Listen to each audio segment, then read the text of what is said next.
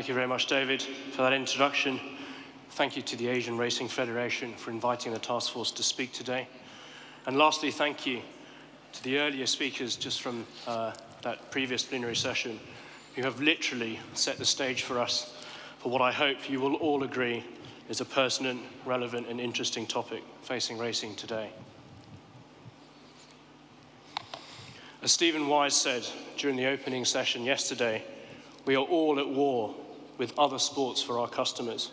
Thanks a lot, mate. I would like to start off by adding to that, not only do we face a war against other sports for those customers, we also face a war against a rampant illegal betting market, which is also doing its utmost to channel customers away from racing's product offerings.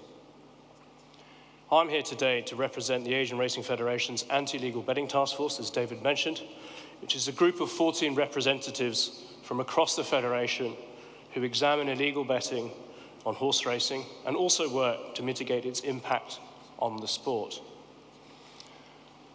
Over the next 35 minutes or so, myself and some other task force members will show you how the issue of illegal betting continues to corrupt horse racing, how this damage can be mitigated, and why stakeholder engagement, specifically engagement with government stakeholders, is key when tackling the issue of illegal betting.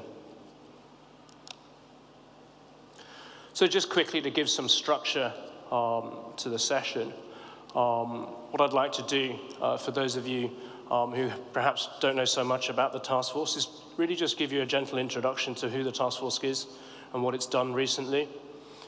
Really going to also explain to you why illegal betting continues to be a key driver of racing corruption, as well as other sports, obviously racing being the key one today, and why in the fight against illegal betting, reiterating my point, government engagement is critical for success. And I'll be doing that via some case sharing with other task force members as well. So to go into a little bit of background about the task force was set up in 2016 and now comprises 14 members from a diverse range of geographies as well as jurisdictions. And I would also like to add subject matter experts as well. So it's a pretty diverse group. It was set up in order to assist the Federation to better understand illegal betting markets and also to develop a methodology by which horse racing could look to mitigate the impact of illegal betting on the sport. To date, the task force has written a white paper based off extensive research into illegal betting markets across 6 horse racing jurisdictions, and those 6 are Hong Kong, Australia, New Zealand, South Africa, South Korea, and Singapore. This research looked to highlight the scale and severity of illegal betting, as well as the associated problems caused by illegal betting across Asia. This research was showcased at a workshop that the task force held in Australia in April 2019. This particular white paper, it was actually published in late 2018, is freely available for everyone. It's actually on the ARF website. And also there'll be a QR code later on. So if you get your phones out, and if you haven't already seen it, or you can't be bothered to go to the website, you can access it directly from the QR code, which we'll show later on. Just to go into a bit of the findings with regards to what that white paper said, some of you will have already read it, so I don't want to spend too long, but just to reiterate the key points regarding illegal betting that you'll find in that white paper. And essentially there are 3 main points. They're quite simple, but I'm going to go through them. Illegal betting is large, right? I think we all know that. The scale and the severity of that size, I think, is a surprise to perhaps some of you, because in some cases, actually, the illegal betting market is larger than the regulated betting markets. At the same time as illegal betting markets being large, sometimes larger than regulated betting, they're also growing faster than legal or regulated betting markets as well. Illegal betting's existence causes other associated criminal activity, such as loan sharking and money laundering. And I think in the previous session, there were other instances of criminal activity mentioned as well. And also, I think this point was alluded to in the last session, illegal betting markets and the illegal betting industry has a comparatively larger negative social impact on their customer base than regulated operators, okay? And that's an important distinction to make. Illegal betting causes greater social harm than legalized betting. So those are the three main points that the task force took away from that first white paper exercise. The task force is currently in the middle of compiling a handbook of good practices for combating illegal betting, which will be completed in the middle of this year.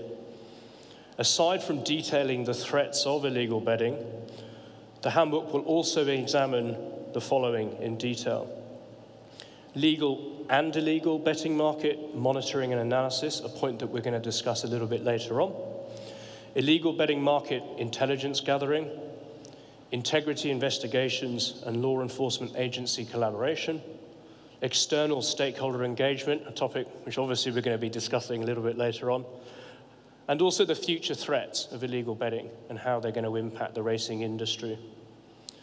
And just to let you all know, the handbook will be publicly available in the second half of this year.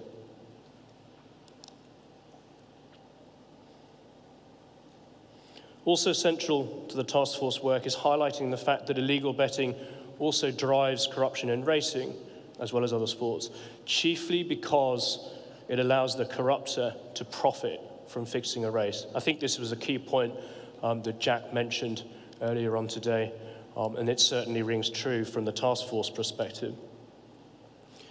Illegal betting operators also divert revenues and license fees away from racing authorities and operators, as well as reducing bettor and fan spectator confidence that horse racing is clean. This in turn further undermines the legal market's ability to combat racing corruption in what essentially becomes a vicious downward spiral for the sport.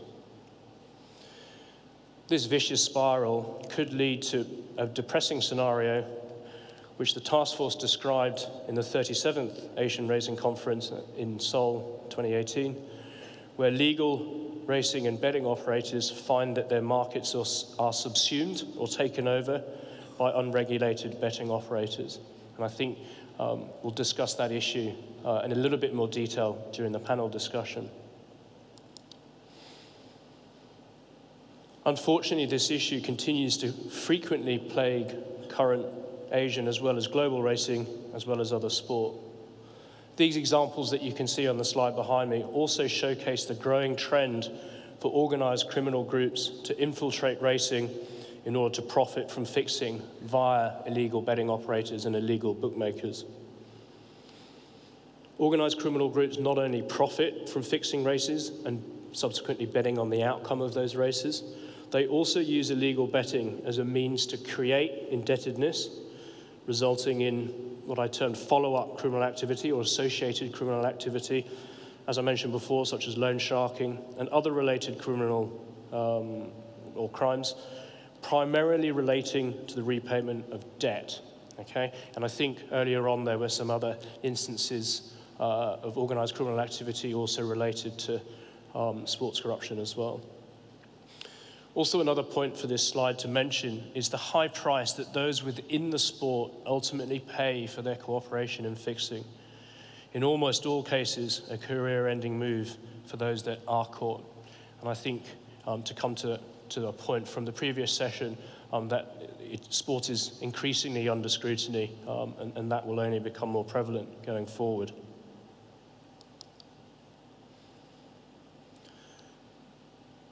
Moving forward to discussing combating the issue of illegal betting, it's not simple, and the main reason why, is that illegal betting by its very nature is incredibly dynamic. It's very transactional. It's very international in its scope, much more so than perhaps the legal betting and racing markets. And at the same time, as we saw from yesterday's opening session, while racing is trying to go online and make use of technology to better its product offerings, actually the illegal space is already there. They are not hindered or constrained by regulatory requirements in terms of their technology. So increasingly they're online, or they are overwhelmingly online, and they're certainly much more advanced than the legal agencies in terms of their product offerings to their customers. So to put it another way, the scale of illegal betting is now so huge and its operations spread across so many different countries that horse racing and sports organizations alone cannot effectively combat the threat from illegal betting, nor can law enforcement agencies take enough effective action against illegal betting operators, bookmakers, by themselves. Instead, sports must now engage with multiple stakeholders in order to effectively tackle the issue of illegal betting. And this is a point recently reflected in a yet-to-be-published United Nations resolution, which falls under the umbrella of the UN Convention Against Corruption, which calls upon members of the UN, and I'll quote, this resolution hasn't been released, will be released in the next couple of weeks. And what the resolution says is the UN members need to strengthen and further coordinate their efforts to promote synergies between all work streams, including cooperation between criminal justice, law enforcement, and sports organizations to safeguard sport from corruption, and tackle the problems of competition manipulation, illegal betting, and related money laundering activities, and enhance international cooperation to tackle illegal betting, given its cross-border dimension. As called for by the UN, such active as well as regular engagement with this wide range of stakeholders needs to be undertaken in order for gambling and sports-related legislation, as well as sporting codes, to be reviewed and updated to mitigate against illegal betting, for illegal betting modes of operations to be better understood so that remedial action can be undertaken by the racing industry and the betting industry, but also other industries as well that are also threatened by illegal betting, so that enforcement and or other regulatory activity can be carried out against illegal betting operators and illegal bookmakers. And last but not least, so that the public can be made aware of those dangers that are caused by illegal betting.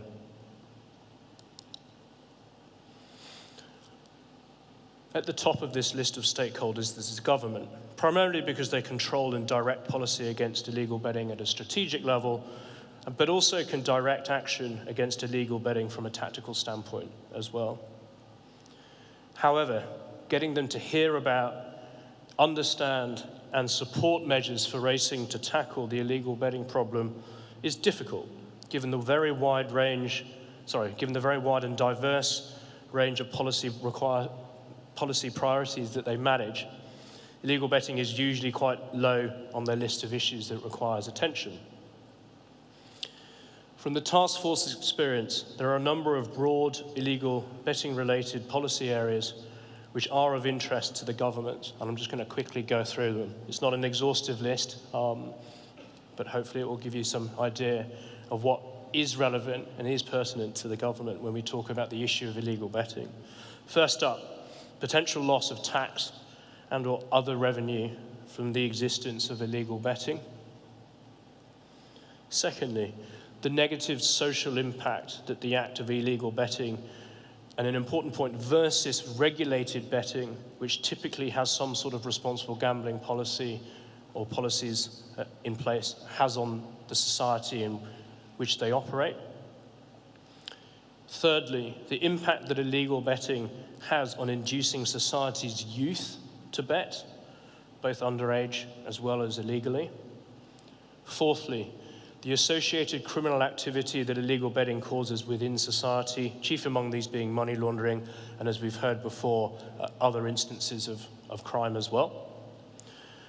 Lastly, the infiltration of this criminal activity by organized criminal groups, which, as mentioned before, in itself induces other criminal activity to take place. Now, not all governments will be interested in tackling all of these issues, although governments, don't forget, are beholden to tackle social issues within their communities.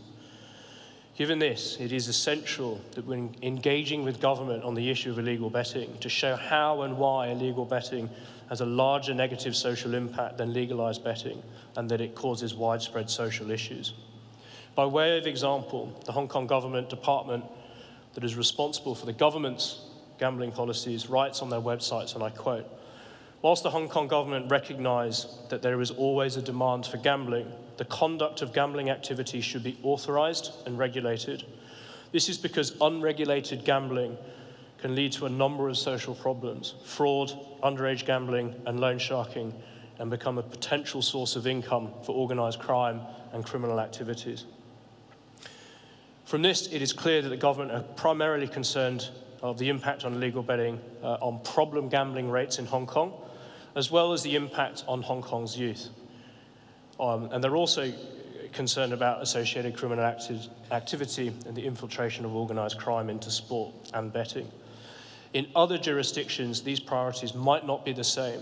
For example, in Australia, tax revenue loss is a key concern for the government, so much so, in fact, that they have set up what was called the Black Economy Taskforce, primarily in order to identify areas in which Australian taxes were not being paid within the regulated Australian betting markets and a number of other markets as well.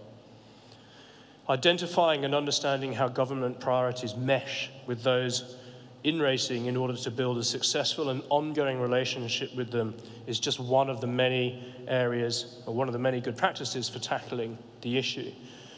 To recap, before we head into the panel discussion, the good practices are disseminating research to demonstrate the scale, the mode of operations and negative impacts of illegal betting in a jurisdiction, highlighting that illegal betting drains society's financial resources and causes gambling disorder and other social issues at a higher rate than legal betting, including inequality and society tension. Emphasize that illegal operators are increasingly targeting the young, leading to gambling addiction, a point mentioned in the last session, at a young age. So those are my opening remarks. I'd like to invite some other task force members who have contributed to our understanding of illegal betting issues in the white paper and in the forthcoming handbook to come and join me on the stage to discuss racing integrity and engagement with government agencies in a little bit more detail. Let me take this opportunity to introduce you to Tom Chignall, who is the Executive Manager of Racing Integrity and Betting Analysis at the Hong Kong Jockey Club. Tom has 15 years' experience implementing systems and processes to detect suspicious betting across regulated and illegal betting markets, as well as producing analytical reports which are used as evidence in sports betting and corruption cases. Brant Dunshay, who has 25 years' experience in racing and sports regulation. Pardon me. Currently, Brant is the Chief Regulatory Officer of the British Horse Racing Authority, responsible for all regulatory and integrity functions across British racing. Tim Robinson, he was the General Manager, Intelligence and Integrity Services at Racing Victoria, where he is responsible for the management of core integrity functions, including intelligence, licensing and compliance, participant protection, wagering and form analysis, and dispute resolution. Together, Tom, Brant, Tim, and myself have a wealth of experience in upholding racing integrity across 3 continents, as well as engaging with a wide range of stakeholders in order to mitigate integrity and illegal betting-related threats.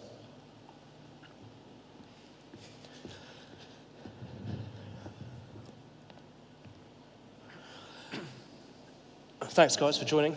Without much further ado, Tom, I'll start with you. The previous plenary session discussed threats to racing integrity. Where does illegal betting, perhaps particularly Asian illegal betting operator CityBet, rank among these threats to racing integrity, and why? I think CityBet, Doug, pose a real significant threat to the integrity of racing. Let's be clear, the greatest betting integrity threat to racing are jockeys and trainers stopping horses from winning and then betting on them to lose on the illegal market. They can do this just with a couple of clicks on CityBet, which provide huge liquidity. I think what makes CityBet and other illegal operators different to the regulated market is that there's no obligation to report on suspicious betting, cheating, jockeys betting, breaches of the rules of racing. And not having those reporting channels in place is obviously a huge integrity threat. They have very insufficient KYC policies as well. The operator at the top does not know the customer at the bottom, and this is mainly because of the agent network structure. So between the operator, let's say Citybet or other illegal operators at the bottom, you have the customer, and in between there are a number of agents who are tasked to recruit on behalf of Citybet and to settle up payments. This makes the operator at the top not really understand who their true customer is. So the KYC process is hugely insufficient. Now, I don't really think it's in their interest anyway to actually report on cheating or jockeys betting or breaches of the rules of racing, mainly because Citybet are a legal betting exchange who do not stand liabilities themselves. They profit through matching people's bets from one customer to the other customer. So the more money that they take, the more commission that they're earning and the more profit that they earn. So it's not really in their interest if they really wanted to help racing, which I don't believe that they want to do. But it's just not Citybet as well. I know we've discussed Citybet many times in the past. I think we're now looking at a new emerging but vastly expanding cryptocurrency market, which is betting on horse racing, with some websites specializing in horse racing globally, not just Hong Kong, but actually offering fixed odds racing across the globe, and horse racing being their #1 product. These operators are either not licensed at all, or licensed in jurisdictions which provide them with a very light degree of regulation, something which I know was touched upon in the previous subject. So they, again, are not obliged to report suspicious betting and corruption to racing authorities, and are certainly an emerging threat which we're closely monitoring. All right, thanks for that, Tom. And Citybet is a good example of an illegal betting operator that is effectively subverting or subsuming Asian racing markets out there. We've been able to examine the Citybet platform in some detail, and for certain, in a number of Asian racing jurisdictions, their take on those races will be far larger than what's happening in the legal market. So it's already happening. That subversion or taking over of legalized betting markets is taking place, and Citybet is certainly at the foremost of that. So thanks for that, Tom. So staying with you, what can the ARF members and other sports and racing authorities do to mitigate against these illegal betting threats that you've just highlighted? I think the most essential one is to have a robust integrity function. That must include, 1, bet monitoring and betting analysis, 2, an active intelligence function, which I think was outlined very well by Brett earlier in his example of what they do with athletics. And 3, having the ability to investigate and disrupt where appropriate. But with the bet monitoring, it's absolutely essential that it is not just the regulated market. You have to be looking at the illegal market too. If you are looking to race fix or match fix, why would you bet with the legal market where there is healthy established reporting channels, when there's a large illegal market where there is insufficient KYC and almost non-existent reporting channels to racing authorities? I think with the second point, active intelligence function, and this was a point really well made in the previous session, it's got to have those confidential reporting channels, whether they're whistleblowing or just established channels where those interested in keeping racing clean have the opportunity to report on corruption and suspicious activity. And the third point, obviously, a robust regulator must be able to have the muscle to investigate and disrupt where appropriate. And I think my experience in actually seeing some really well-established racing integrity units across the world, all these 3 things can be done in-house. There is no need to outsource these functions, and I think racing has led the way. And if they're all in-house and they're all more, they tend to be more joined up and work together most effectively. Okay, great. Thanks for that, Tom. Brant, over to you. What impact is there on European racing integrity from the massive Asian illegal betting markets? And do you think is this threat well understood enough by those in Europe and indeed globally? Thanks, Doug. Yes, we heard from Anna Marie earlier, and she talked about some of the historical issues that British racing has had to deal with in this regard in terms of corrupt practices, betting practices in relation to racing. And as a consequence of that, we're very fortunate that we've been able to establish some very mature bet monitoring systems, and Tom certainly played a significant part in the development of those systems in his time in Britain.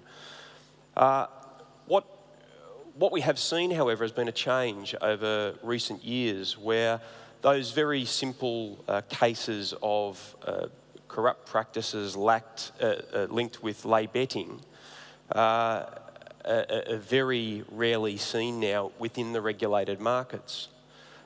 So for us, that's given us cause to reflect on what might be happening. We still see some examples of rides that would be questionable, but there's no evidence of inappropriate betting activity within the regulated markets. So that's now caused us to look further afield, and in terms of impact, we now know that there is activity on British racing within these unregulated, illegal Asian markets. Tens of thousands of pounds can be matched on lay offers in these markets.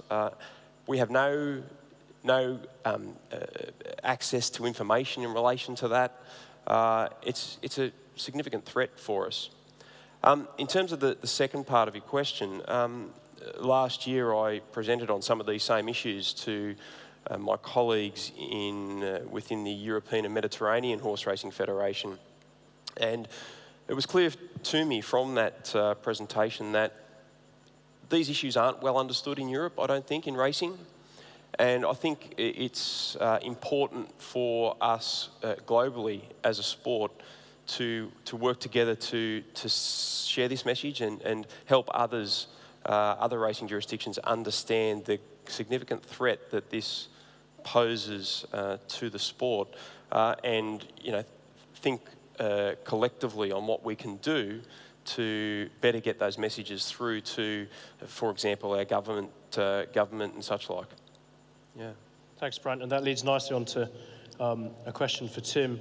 What are the particular threats to racing integrity in Australia from illegal betting, and how does Australian racing mitigate against these? Yeah, thanks, Doug. First part of your question, the threats are pretty well publicised from the white paper and include the lack of transparency into the activities and the accounts that are being held by the unregulated operators.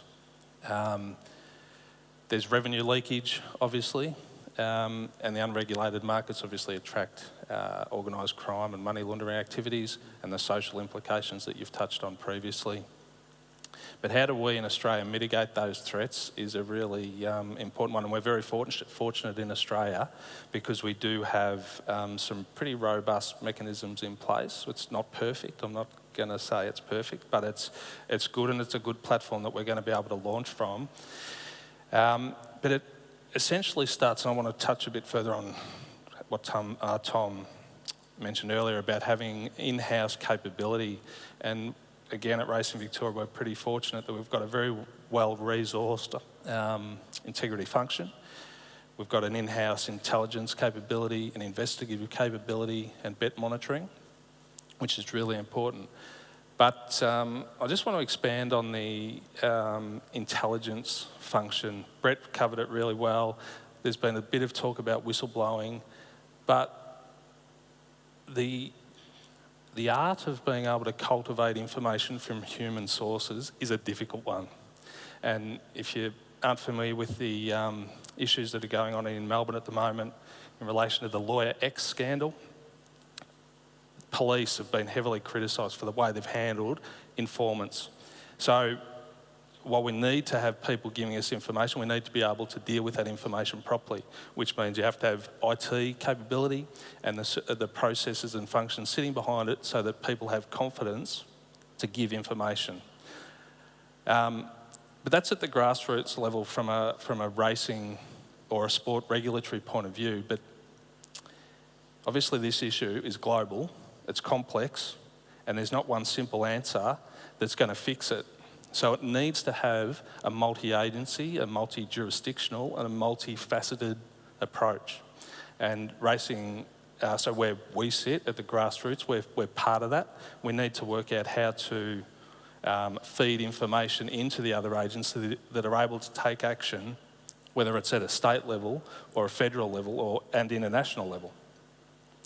So in Australia, there's the Black Economy Taskforce got mentioned earlier, and it was essentially set up to align and coordinate government agencies with the sports to be able to try and mitigate the threats of unregulated markets from all angles. So the agencies that were involved in that or are involved in that, the Australian Communication and Media Authority, have been mandated with some legislation, and pretty powerful legislation, to help address the issue. They're able to block unregulated websites. They've been currently doing that and having some great success. They are able to disrupt people movement between borders, so people of interest who are flagged with ACMA, they can disrupt their travel habits. It's a disruptive exercise, but it's a relevant one. They've got civil and criminal remedies as well. So that's one piece of the puzzle. The Australian Tax Office is another agency that we can feed information into. So again, people who have been identified betting in the unregulated markets, Tax Office can scrutinise their financial profile and essentially assess them on their tax liabilities. AUSTRAC is another agency that's used in the Black Economy Taskforce. AUSTRAC is our money laundering watchdog, and it feeds a lot of information into the Australian Crime Intelligence Commission, who is another agency. It's got a dedicated sports betting intelligence unit to tackle this issue. So it's unprecedented that an Australian government, national authority, criminal authority, law enforcement agency has a unit dedicated to monitoring sports betting. And they've got some serious powers. They've got coercive powers to get people into hearings to build the intelligence and information base that can help address these issues. And then that information is able to be disseminated to the regulators like us. 10 years ago, that would never have happened. So that's, in a nutshell, how we're mitigating it from a Black Economy Taskforce point of view. And one other agency that I just want to mention because it's relevant, at a state level, is the Sport Integrity Intelligence Unit of Victoria Police. Now, they've been set up for a while, 2003, and have been operating very successfully in mitigating tennis issues, soccer, harness racing, and have more recently been helping us on an issue. But all of those agencies need to be willing to reform legislation, exchange information, and understand each other's capabilities to mitigate the threats. All right, great, thanks, Tim, and good use of the model there, the multi-agency model, which certainly showcases that Australia is leading the way in engaging a wide variety of stakeholders to protect sports integrity. Tim, staying with you, just wondering if you've explained a lot about this model that Australia's propagated, and it is very, very successful. Could you take us through perhaps a case study of an example where this has worked, and what are some of the lessons that the audience can take away from that? Well, I think one of the case studies is Ray's obviously been very heavily involved in the Wood Review and the recommendations that have come out of that. And the recommendations to align sports integrity in Australia, it's led to Australia being a signatory to the Macklin Convention, which we are now a group, as part of the group of Copenhagen. And that group of countries globally is assigned to dealing with integrity, sport integrity issues and wagering issues. So again, on an international level, you've got a group of countries that are willing to try and mitigate the threats of unregulated wagering. Okay, great, thanks. Brant, you've worked across a number of jurisdictions and in different racing codes. What are some of the shared concerns around illegal betting you've noted amongst government agencies that you've interacted with?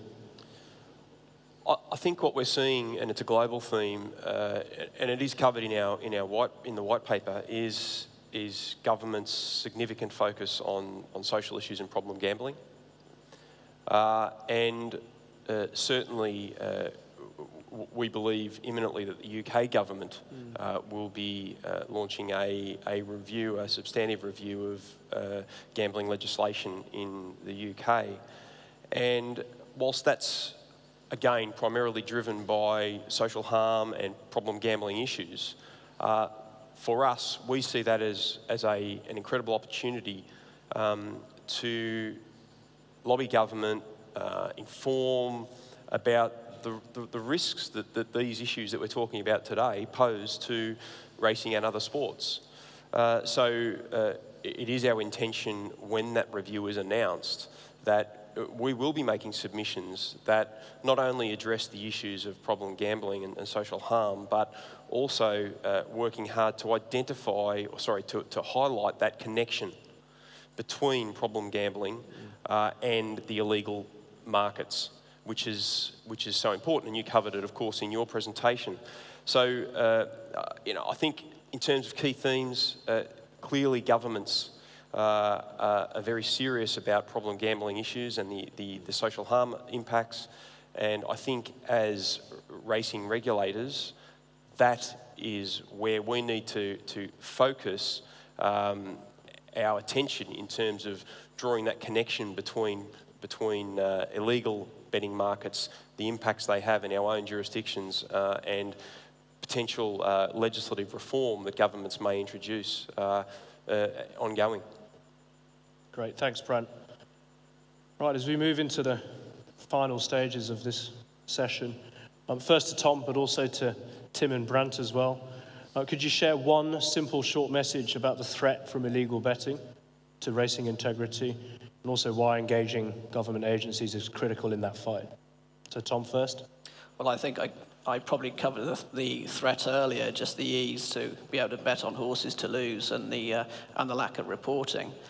I think over the last 20 years, the betting markets on racing and sports has gone much more global. And I don't think that gambling regulators and to an extent racing authorities have actually moved fast enough to deal with that globalization. Just in terms of the actual allocation of licenses, there's a huge inconsistency from a robust regulator, which makes an absolute condition of license to report on cheating, on corruption, on breaches of the rules of racing to racing authorities and sports regulators, while effectively in other jurisdictions you can buy a license, and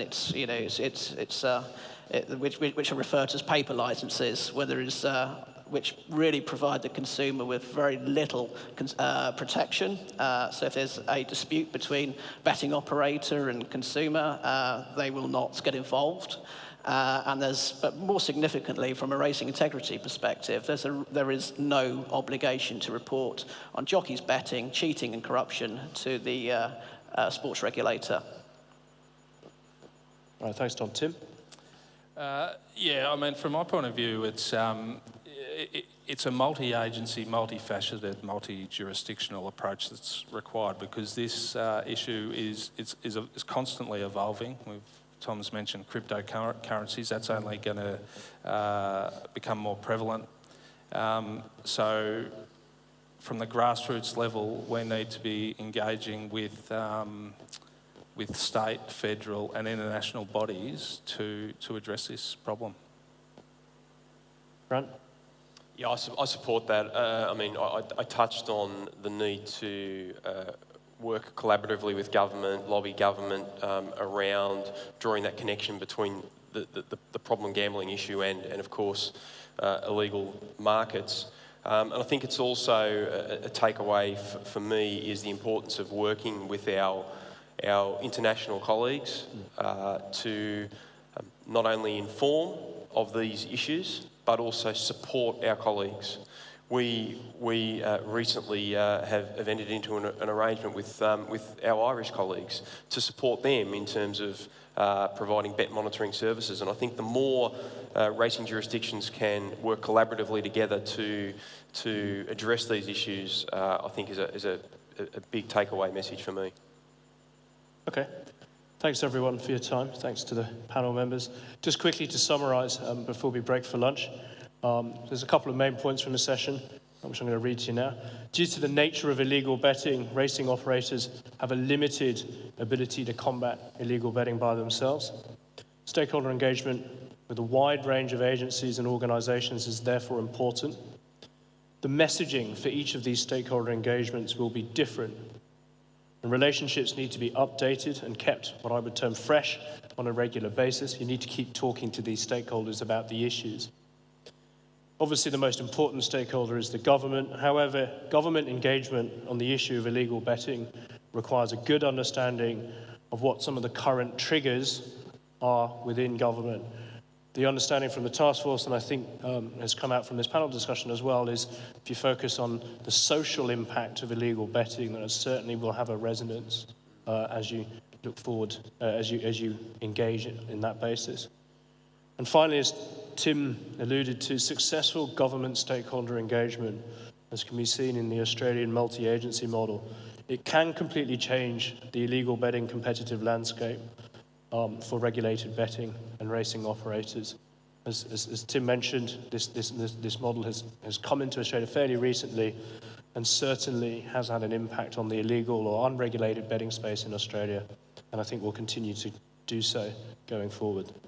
Thanks again to Tim, Tom and Brant for speaking on the topic today, and thank you all for taking time to hear us. Thank you. And I think also, Douglas, thank you very much indeed, and for providing key takeaways at the end, which is always very helpful. Many thanks indeed for that session. Just before we break for lunch, I want to remind you that straight afterwards we have, well, more extremely important sessions. The first one is racecourses, racing and the community. So the critical role that racecourses play and in future will be playing within our communities. And that will be followed by a perspective on the well-being of the jockeys in particular and the way in which their welfare is being considered.